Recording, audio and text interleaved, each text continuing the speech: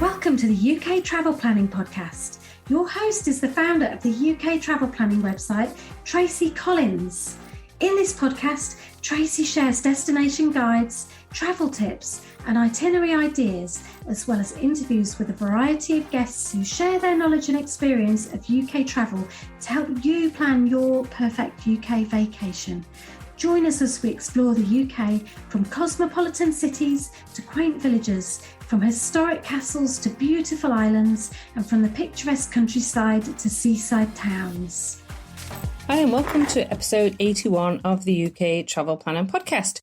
This week I thought I would talk about some of the free things that you can do in London.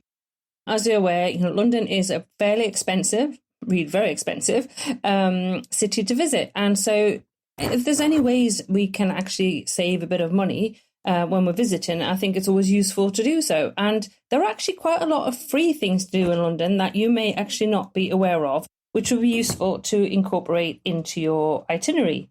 If you're a budget-conscious traveller, certainly many of these things you can add into your itinerary. And actually some of these places that I'm going to talk about actually must-sees for visitors, really, and feature on many bucket lists. So you won't be missing out if you add some of these free things into your itinerary anyway. And really a good mix of free and some of these attractions some of the attractions that charge will certainly help to make a visit to London more affordable. I'm also going to include some of the things in this list which are free things to do in London with kids as well. So if you're visiting with younger family members, it's good to know that there are plenty of fun, free things to do in London and that you can choose from. So there's basically 5 categories that I'm going to talk about of free things. I think it roughly comes out to about 32 free things to do in London. I have got an article on UK Travel Planning which goes through all of the free things that you can do. But I thought I would summarise them into 5 categories and give you some ideas in this podcast. So say even if you choose 1 or 2 out of each category to include, you'll find that, you're going to have quite a decent itinerary from this and, add in some of the things that you do have to pay for in London. And you're going to have a full itinerary.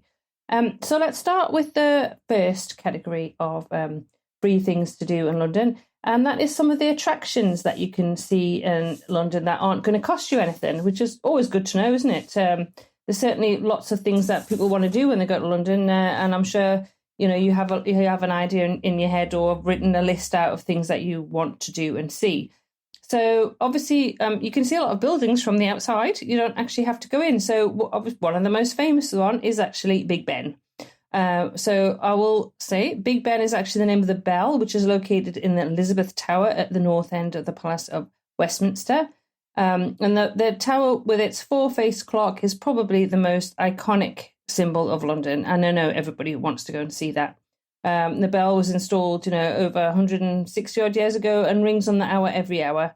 And it's the largest of the 5 bells in the tower, the one called Big Ben. So obviously the tower itself, has all been renovated. It was all covered in scaffolding until recently. And since the unveiling, I have to say it's spectacular. And one of the nicest things is that you don't actually have to pay to see the Elizabeth Tower. Obviously, if you want to go and see Big Ben itself, as in the bell, you would have to pay, and trying to get tickets for that is extremely difficult because I've been trying. But you can see the actual Elizabeth Tower, you can see the clock face for free because you can see that from outside. So there you are. That's one of the first attractions. And if you jump on a bus and you can take one of the red double-decker London buses, you can go around and you'll pass Big Ben, or if you're walking around, you'll be able to see Big Ben, and that's free. So, second attraction that you can do and experience in London for free is the changing of the guard. So the changing of the guard outside Buckingham Palace lasts about 45 minutes. The ceremony is really an iconic example of pomp and pageantry, and really should be a feature on every first-time visitor's itinerary. To be honest, it is something to see. It doesn't occur every day, though, so you need to check on the official website before adding it into your itinerary. Make sure you arrive in plenty of time because it is very, very popular. Alternatively, you can head to St James's Palace, Clarence House, which is a smaller, shorter ceremony at 11 a.m. daily. I think it's 10 a.m. on Sundays, but that's not as well known as the changing of the guard at Buckingham Palace, and therefore I'm going to say it's less crowded, but actually when I was there in I think it was May time, June time, it was still really, really busy. But definitely include a change in the guards experience into your itinerary. So you can do that for free. Another excellent experience in London to have for free is to go to the Sky Garden. So the Sky Garden is central London's. It's located in the Walkie Talkie building, and it's described as London's highest public garden. But it's like a sky-high atrium. It's amazing. It's like just windows, observation deck, open air terrace. There's cafes there, restaurant. It's free to visit, but tickets are highly sought after. So you have to book as early as possible. So bookings open 3 weeks before. So make sure that you book, your reservation, your tickets, so that you can actually get to go to the Sky Garden, because quite often this is one of the most popular places that people miss or they forget about. And it's free. So seriously, book your tickets for the Sky Garden. Make sure you go on the website 3 weeks before and reserve them. I think the sort of from 4 onwards are the most popular. So if you can't get on there, just go earlier on in the day. I mean, if you're really lucky and it's a beautiful, clear day, you're going to get absolutely fantastic views. Another of my favourite places actually to go, which is free, is the Queen's House in Greenwich. So that's located in the gardens of the National Maritime Museum. And the property was, as the name suggests, formerly a royal residence and was designed by Inigo Jones. So it houses an internationally renowned art collection. There's lots to see and do there. It's all free. And don't miss the iconic tulip stairs. You will want your camera handy to take pictures of that. And also, it's absolute delight to see the painted seal and the Queen's presence chamber. So really just make sure that you're going to Greenwich anyway. It's something that I highly recommend. And we have an article on an itinerary for Greenwich for the day. And you'll enjoy the views from the house of the Old Royal Naval College, the Thames. It's just fabulous, absolutely fantastic. And again, somewhere free to go. Trafalgar Square, the iconic square in the city of Westminster, is often seen during public demonstrations and rallies in the capital. So that's somewhere you might see things going on. In the centre, you'll see Nelson's Column, a monument to Admiral Horatio Nelson, who died at the Battle of Trafalgar in 1805. And that's surrounded by 4 stone lions. They're known simply as the Landseer Lions after the artist who created them. And then you'll find 4 plinths that mark the corners of the square with 3 bearing bronze statues.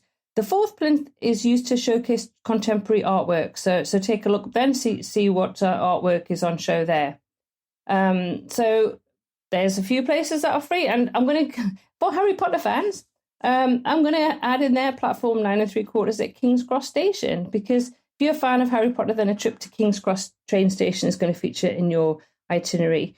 Unfortunately, if you want to have a professional photo taken between 9 and 9 p.m, there's somebody there who can take your photo, or you can take your own photo, which obviously then you can do for free. Obviously, if you wander into the shop, it's probably going to cost you something because there's some fantastic things to buy in there.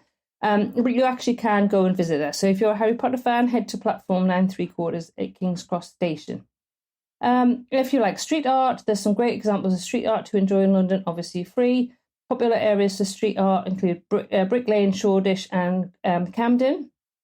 And a hidden gem often overlooked by visitors, and actually went, because I was staying in the area in April, are the Leek Street Tunnel, which is near Waterloo Station, which is a 300-metre tunnel, which is completely covered in street art. So again, free. So those are just some of the attractions that you can see in London that aren't going to cost you anything. So that's the first category looked at. So the second category I'm going to talk about are museums. So of course, London is world famous for having some of the most fantastic museums in the world. And you'll be pleased to know that quite a lot of them are actually free. Free. I think that came in, I don't know, under a Labour government a while ago. I think it was decided that a lot of the museums would give free access so everybody could go and visit. And honestly, some of these museums are extremely popular with British people as well. So you'll find everybody go to these museums. In fact, I remember going to the Natural History Museum with my daughter a few years ago and seeing a couple of famous faces there. So first museum that I will talk about is actually the Natural History Museum. So if you've got kids, this is an absolute must. It's just bursting at the seams with exhibits and specimens of all sorts of creatures, great and small. Perfect place to go with children. Honestly, if you've got kids, go to the Natural History Museum. It's the museum that I would say every British kid goes to at least once in their childhood. I used to take my daughter there a lot. You can spend a whole day there, honestly. It's fantastic. The dinosaur exhibition, brilliant, absolutely brilliant. I remember going with my father in the 1970s. So, as I say, it's a very, very popular museum to go to. Another museum which is very popular with visitors is the British Museum, which is the most visited museum in London. It gets over 6 million visitors a year. So obviously there's some very popular things to see at the British Museum. So Sutton Hoo ship burial helmet is probably the most famous, but there are obviously some controversial things that are also housed at the British Museum. There's the Rosetta Stone there. There's the East Island statue. There's Egyptian mummies and treasures, and a lot of Greek antiquities, including the Parthenon marbles at the moment. So, if you're going to go to the British Museum, again, plan a long visit because it will take you a few hours, or in fact, plan ahead so that you know actually what you're going to go and see, because things like the Rosetta Stone are always incredibly popular. Another museum that's again, free, the Imperial War Museum. It's got 6 floors of exhibitions covering both world wars, heavy weapons, special forces, and covert operations. Plan to spend at least 3 hours exploring this historic museum. So the busiest time in that museum is from 11 a.m. until 4 p.m. Weekends and public holidays are always busy. So just be aware of that. So I'm going to last, obviously there are other free museums in London, but I've kind of gone for the most popular ones. My favourite, personally, is the V&A. I absolutely adore the Victoria and Albert Museum. For me, it's a must visit. It was founded in 1852 by Queen Victoria and Prince Albert. It's the world's largest museum of applied and decorative art. Fabulous. Honestly, the cast courts, I could spend ages, hours, in fact I have, in the cast courts. Fascinating. You can see fashions through time. Head to the cafe. Cafe is absolutely gorgeous. Art Deco was the first museum cafe in the world. So definitely go to the V&A Museum, head to the cafe, go and enjoy the cast court, have a wander around the museum. I always spend at least 2 or 3 hours there every time I go to London. It's hugely popular, wonderful museum, a fantastic shop as well, I should say. So definitely, add the V&A into your itinerary. So next category are art galleries. So if you enjoy art, obviously, there's lots of possibilities in London in terms of art galleries. So for art lovers, there are just so many free art galleries to visit. There's some special exhibits may have a charge. It's the same at museums, actually. So you do have to check if there's something in particular, like a special exhibition. They generally are chargeable and you have to buy tickets. Same with art galleries. If there's something special on, you may have to purchase a ticket. So art galleries, National Gallery, located in Trafalgar Square. It houses over 3,000 paintings. The gallery's collection includes works of art from 1300 to the early 20th century. So you'll see artists featured there include Van Gogh, Constable, Canaletto, Monet, and Da Vinci. The gallery also holds exhibits focused on particular artists or themes. So, say these exhibits will be a small charge for non-members if you're not a member of the National Gallery, but entry itself to the National Gallery is free. And right next door to the National Gallery is the National Portrait Gallery, which actually just opened in 2023. Fabulous, I have to tell you. I went to visit in, I think it was June. Gorgeous, absolutely gorgeous. So it houses the most extensive collection of portraits in the world.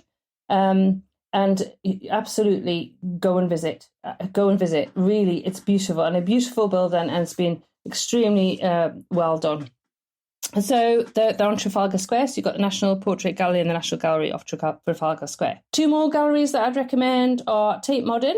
So you'll find art treasures from 1900 to the present day. It's a former power station, so it's not the prettiest building in the world, located in Bankside. But it's home to masterpieces by some of the most famous artists in the last century, including Picasso, Dali, and Klee. There are also a variety of temporary exhibitions held throughout the year, but you will have to pay a small fee for those. Tate Britain. So at the Tate Britain, you'll find British art from the 1500s to the present day. So as you've noticed, there are quite a few art galleries, Tate art galleries in the UK. There's Tate Modern and Tate Britain in London. There's Tate Liverpool, which obviously in Liverpool, and there's a Tate St Ives in Cornwall. So at those you can discover artworks from British artists such as David Hockney and William Blake at the Tate Britain. So again, absolutely free. So next category are London parks. So if you enjoy the outdoors, take a stroll and through some of London parks because it's absolutely free. And it doesn't matter what time of year it is. If the weather's good, if it's dry, there's nothing more beautiful having a walk through some of those London parks. And also gives you a bit of a break from the hecticness of London itself. Hyde Park, first one, largest of the 4 royal parks. And it's the go-to place for Londoners to take a jog, walk the dog, just get some fresh air. It's been the site of massive demonstrations and epic concerts like the Rolling Stones, Paul Simon, Eric Clapton. So if you look for the famous Marble Arch, which is a former entrance of Buckingham Palace, that was actually moved to Hyde Park in 1851. You'll find lots of restaurants in the park and, there's bicycle boat rentals. There's also a lovely memorial to Princess Diana that shouldn't be missed. So put on your walking shoes, plan to spend a peaceful day enjoying all that the park has to offer. Next park worth considering, Hampstead Heath. So it's just 4 miles from Trafalgar Square. You'll find Hampstead Heath, which is one of the largest and most comprehensive green spaces in this city. Open 365 days a year, very popular. So Hampstead, you've got the Don't Miss the Zoo, Butterfly Garden, and the restored Edwardian Garden, Hampstead Heath. Also, climb Parliament Hill for a snapshot-worthy view of the city. If you want to take a stroll, there's a 6-mile circular walk that goes all the way around Hampstead Heath. Next is Primrose Hill, which always comes up when people talk about where you can get beautiful views of London. So that's on the north side of Regent's Park. So take a picnic, if the weather's good, and enjoy the views. Take it all, it's 256 feet up Primrose Hill, spread a blanket out and enjoy the views. This gorgeous piece of land used to be Henry VIII's hunting grounds. Now it's known for spectacular panoramic views. And you can see many famous landmarks like the London Eye, St. Paul's Cathedral. Again, it's a favourite with locals. It's very peaceful. And you can enjoy a sunset from Primrose Hill. Richmond Park is the largest of London's royal parks, created by Charles I as a deer park in the 17th century, and it still remains one today.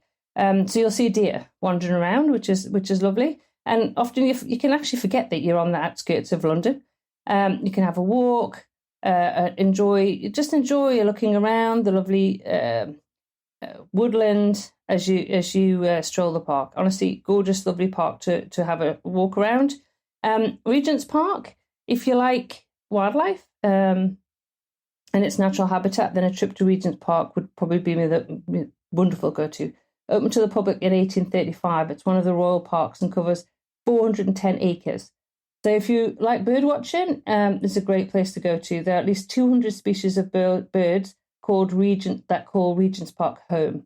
Other creatures to spot as well, that when you look around, maybe you'll see some squirrels. So, just have a look around when you're having a stroll around Regent's Park and see what you can spot.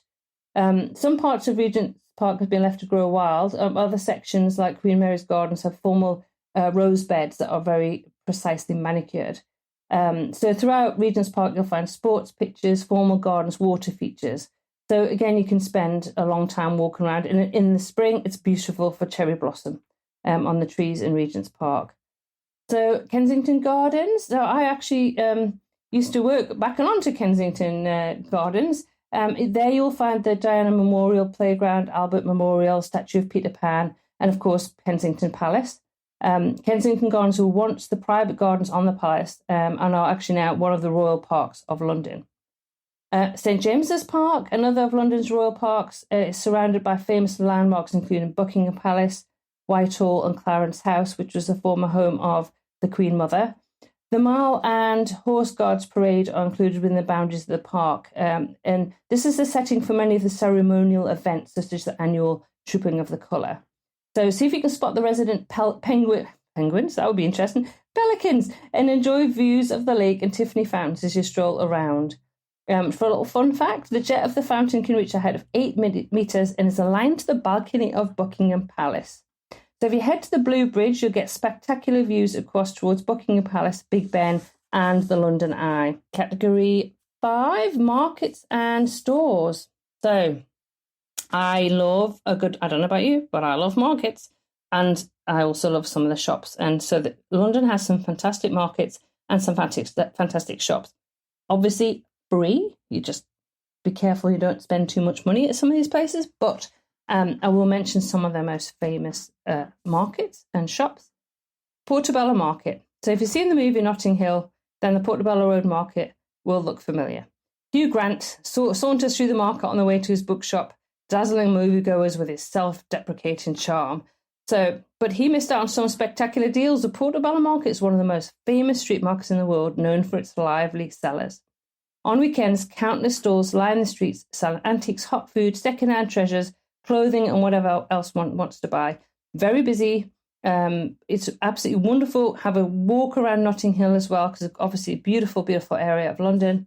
Gorgeous the beautiful coloured homes. Another market to go to is Borough Market. So this is one of the oldest and largest food markets. The only thing, if you go there, I guarantee it won't be free, because it'll be impossible to resist the temptation to taste some of the delicious produce on sale. But it's free to go. It's located under the arches of a railway viaduct and offers a wide selection of specialty food, numerous cafes, restaurants and bars in and around the market offering takeaway food and drink. Well worth a visit. Always go to Borough Market. Very popular. Is incredibly popular on a Saturday though, so I would avoid it if you can.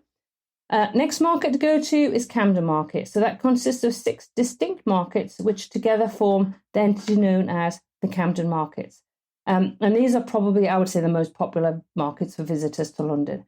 So at Camden Market, you'll find clothing, accessories, handicrafts, vintage jewellery, antiques, and more, and fantastic food as well. Really, really good food stalls and restaurants there. So the markets are spread out along 2 streets, Camden High Street and Chalk Farm Road in Camden Town. And nearest tube for that is Camden Town, Kentish Town, Chalk Farm. I don't see it, but say Chalk Farm today. And next market is Covent Garden. So this is an area in London's West End that has lived many lives. It was a thriving fruit and vegetable market in the 1600s. Went on to become a hub of prostitution and seediness in the late 1700s. Later in the 1800s, it became a flourishing theatre community. Today, it's now a perfectly respectable, culturally rich and happening entertainment destination. Pedestrian piazza at its centre, we can watch a street performance as you decide which of the cafes, shops, market stalls and pubs that you want to go to. It's also home of the Royal Opera House, London Transport Museum and the London Film Museum. Really, the best way to enjoy Covent Garden evening is to check out what's playing at theatres, have a fabulous dinner, and then finish the evening with a show. So that will cost you a bit, but wandering around Covent Garden is free. Wonderful, wonderful area to go to. Now, shops. Again, I was saying, these are free to go to. Whether you spend money is up to you. Harrods. Okay, so a trip to Harrods is like stepping into a luxury shopping whirlwind. The fashions, the colour, the excitement, it's easy to understand why the largest department store in Europe attracts over 15 million shoppers per year. So you've got 7 floors, over 330 departments to find. There's lots and lots of things to buy if you wanted to. Personally, I head to the food halls because they are fabulous and they are described. They really live up to the description of the world's greatest food emporium. You can find any type of food that you desire. Honestly, and this you can, if you're feeling hungry, you can go to the dining hall. There's a sushi bar, wine bar, pasta bar, fish bar, the grill, as well as a 26-seater Indian restaurant. So you're not going to leave Harrods hungry. And then for the kids, okay, so I'm going to have to say this because this is just such a tradition in the UK, is Hamley's Toy Store. So this is a place definitely to take the kids, little and big. I visited when I was 11 with my dad, and I have never forgotten. And that was well over 40-something years ago. So if you've got kids, honestly, take them to Hamley's. It's wonderful. It's on Regent Street. So it's filled with toys, games. It's the Hamley's flagship store. It's the oldest and largest toy store in the world. So take your time, explore all 7 floors. Each are dedicated to different categories of toys and games. Whilst this is a list of free things done in London, I'd be surprised if you actually leave Hamley's empty-handed. But again, definitely worth a visit. So I've covered in approximately 25 minutes 5 categories of free things to do in London. So we've got museums, we've got galleries, we've got parks, we've got markets and shops, and we've got some of the sites and attractions in London. So as I said at the beginning, a combination of some of those free things with obviously some of the things that you'll probably want to pay for, like going to the Tower of London, for example, will leave you with an absolutely fantastic itinerary. So if you're after some London itinerary ideas, we have got a variety of different itineraries. We've got itineraries for museum lovers. I've got itineraries for history lovers. We've got a 3-day itinerary for first-time visitors to London. So we've got various different itineraries if you are planning to visit London. So I would check out our londontravelplanning.com website and obviously our uktravelplanning.com website too, because we have a variety of different ideas on both of those websites. I want to say a huge thank you for listening to this podcast. You can find the show notes for today's episode, which links to articles which gives more details about the things that I've spoken to you about today at uktravelplanning.com/episode 81. Anyway, that just leaves me to say until next week, happy UK travel planning.